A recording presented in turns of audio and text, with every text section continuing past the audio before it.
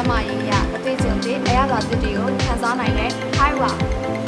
ကျွန်တော်တို့ကျမချင်းဒီလက်တစ်ပါးဆိုတဲ့အတိုင်း Highwa ဟော့ပေါ့နဲ့အကင်ဟာဆိုလို့ရှိရင်ကျမရေးနဲ့အညီဒီလိုပင်ပြုသဆိုင်ချက်ပြုတ်ထားခြင်းဖြစ်တဲ့အတွက်ကြောင့်မို့ဟော့ပေါ့နဲ့အခြားသောစားတောက်ဖွယ်အများကိုမြေရည်ရှက်ရည်စားသုံးခြင်းနဲ့ဆိုရင်တော့ Highwa တငယ်ချင်းမိသားစုနဲ့ချစ်သူစုံလွှဲတိုင်းဖြစ်ဖြစ် Highwa ဟော့ပေါ့နဲ့အကင်ဆိုင်ခံရခြင်းဟာဖရှင်ရေးစီးကြောင်းတစ်ခုဖြစ်လာမှာနော်ဒီစီလာက Highwa ဟော့ပေါ့ဟာမိတ်ဆွေနဲ့အမြဲရှိနေပါပါ Highwa